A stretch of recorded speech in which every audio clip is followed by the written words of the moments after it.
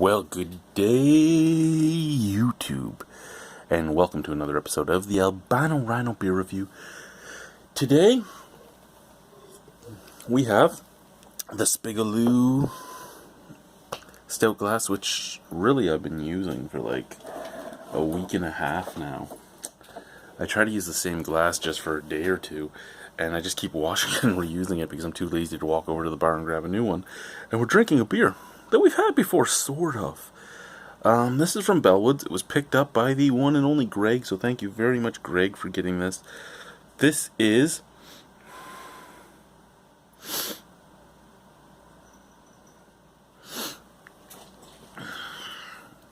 Bellwoods Monogamy series, but it is their Brett Barrel-Aged Centennial Hop Ale. So it isn't just the Centennial Hop Ale, which from the Monogamy series, which was actually pretty good. It's Brett Barrel-Aged, so it's going to add some funkiness, possibly some sourness, some oak tannins, possibly some vanilla. But it is also bottle conditioned with apricot and peach. And only, what is that? 3,585 bottles? Wow, this is fairly limited. I mean, 3,000 bottles is still a lot of bottles when you're figuring it's like $10 a beer. But that's fairly limited. I didn't realize how limited this one was. I know like 3 minutes to midnight and all that is limited, but I didn't know how limited this one was. Let's pop the cap, see what we have.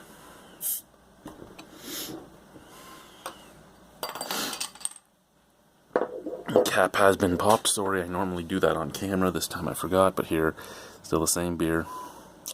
I could have the argument, oh, you're lying to us. Why the fuck would I lie? I know people are out there to do it because it's a popularity contest and stuff for them. I don't give a shit. I'm drinking beer and talking about it. I'm using my talking about it as an excuse to drink the beer.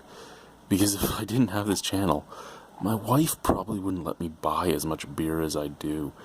She would probably be a little against all the beer trades I do and everything. So, I have no reason to lie to anybody except for maybe her about my beer drinking escapades. Yeah, that's bright white head. Let's come up the glass. It's a beautiful brassy gold color and super hazy. There's the goldy, there's the brassy, and there's the hazy, and there's the white fluffy head that's still around. Okay, time to give this beer a sniff. Woo!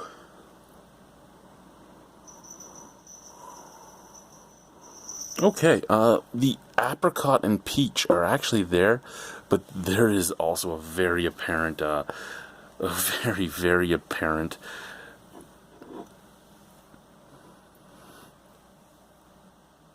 farmyard funk to this, with a little bit of sourness. Actually, this smells now a lot like the, Burdock Brewing Company's, apricot and peach Berliner. It smells a lot like the Berliner, but more funk and a little touch of vanilla instead of just Berliner.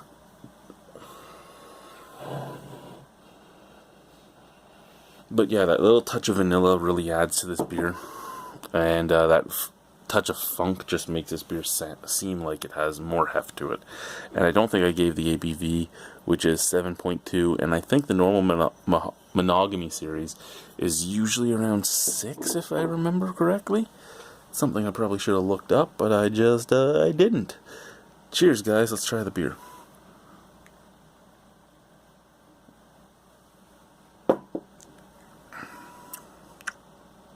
Okay. To be honest with you, that first sip was a little hard to put down. I don't know why. Because I don't dislike the taste of it, but I did, if the camera was on my face. I don't know if this is going to work or not. But if you were on my face, I did that look when I drank the first sip. So, it would have looked horrible.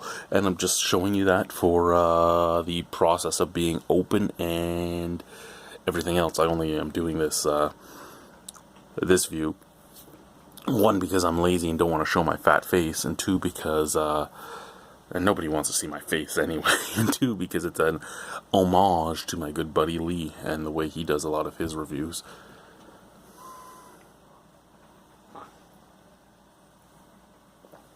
Plus, I could be a white-haired handed, I could be an elderly hand model. Grandpa, here. Oh, thank you, Sonny.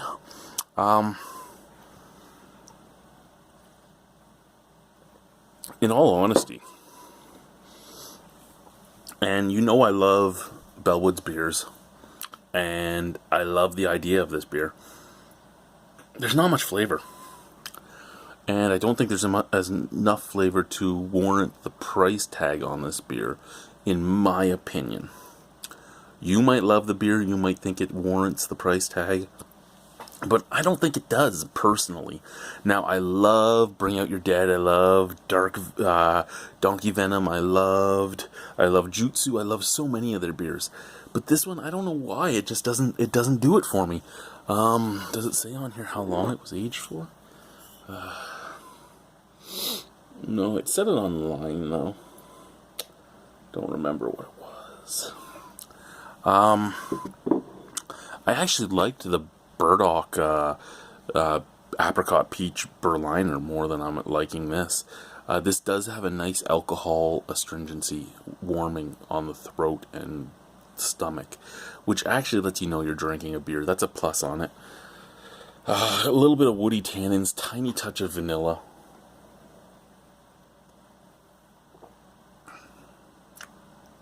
But really, the Centennial's kind of faded from any of its fruit characteristics to more just woody and bitter, and the bitter is mixing. When I say bitter, I don't mean oh my god bitter, but just bitter, and the bitter is mixing with the woodiness, so it's kind of just coming off with a woody, dry bitterness. Peach and apricot don't really taste either.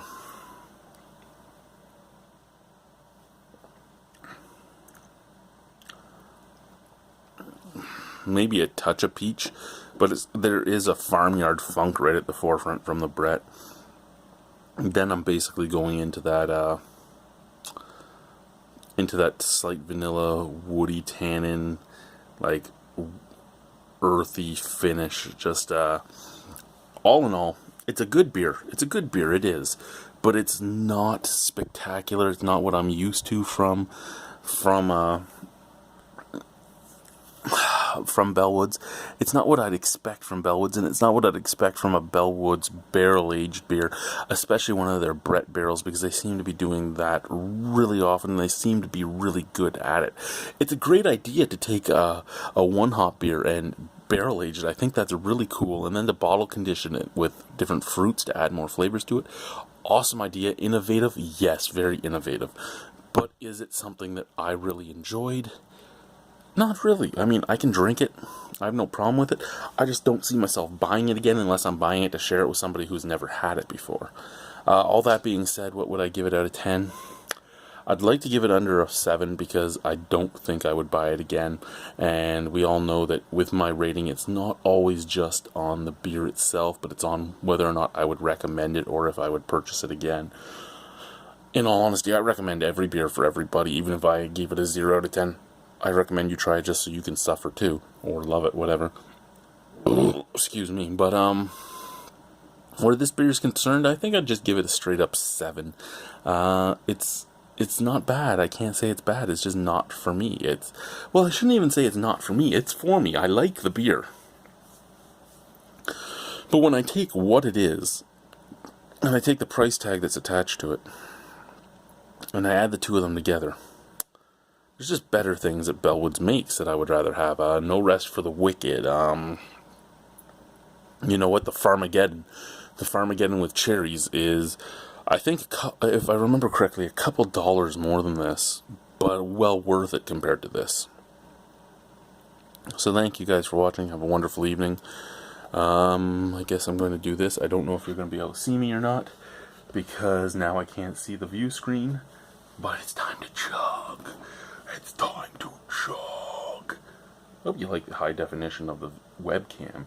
I know you like the high definition of the high definition video camera when I use it, but it's so much harder to do than just this. I just do this and I load it right up. Cheers.